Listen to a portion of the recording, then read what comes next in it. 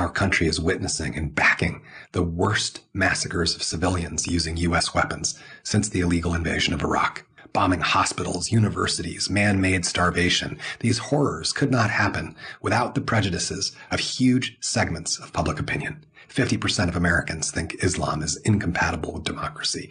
49% of Germans, 48% of Britons, 42% of French. Across the entire Western world, an intense bigotry is openly practiced and expressed. It is a time of brutal anti-Arab and anti-Islamic persecution. The entire institutional Western establishment continues to back what the majority of global human rights organizations consider gross violations of international law and what most U.S. Democrats consider a genocide. And in turn, Muslims across the world have a negative impression toward the West, particularly our leaders, but not because of our freedoms or our way of life, but our bombs. Britain and its imperial protege, the U.S. military, dropped 30,000 bombs on Iraq, killing hundreds of thousands of civilians. Our government has dropped bombs on Yemen, Iran, Libya, Lebanon, Kuwait, Somalia, Bosnia, Saudi Arabia, Afghanistan, the Sudan, Kosovo, Pakistan, and Syria. And that's just since the 1980s. And right now, U.S. bombs continue to rain down on Palestine, killing countless civilians, women, and children. So-called Western governments have for too long been shameless in branding themselves the standard bearers of human rights, civility, the rule of law, religious freedom, and global leadership against the backwards and barbarous peoples of the rest of the world. As a French philosopher once said, "There's nothing more terrible and more terrifying than to be captured by the dreams of others."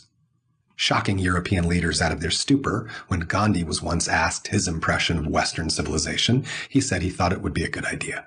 While Western countries constantly whip up a frenzy of fear about religious extremism among Muslims infiltrating America's or Europe's value system, polls by Gallup and Pew reveal that most Muslims see no contradiction at all between democratic values and their religious beliefs. In the UK and America, Muslims overwhelmingly vote left, leaning deeply into secular, democratic, and progressive principles.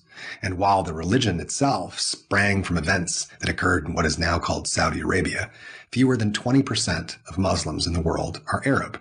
And not all Arabs are Muslim. Many are Christian, Druze, Baha'i, Jewish, and so forth.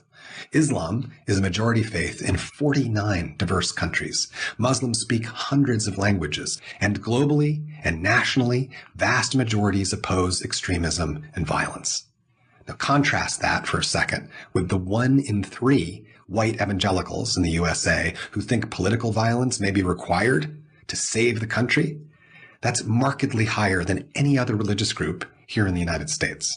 And while there have been horrific attacks on the U.S. and its allies in modern times, these are not the result of any differences in faith, but the inevitable blowback against the horrific military actions of a brutal empire. The reality is that the entire trope of Western civilization existing somehow in opposition to an Eastern world is completely made up. It's a total ruse, cynically exploited by economic monopolists to sow chaos and division among a human race that shares nearly everything in common.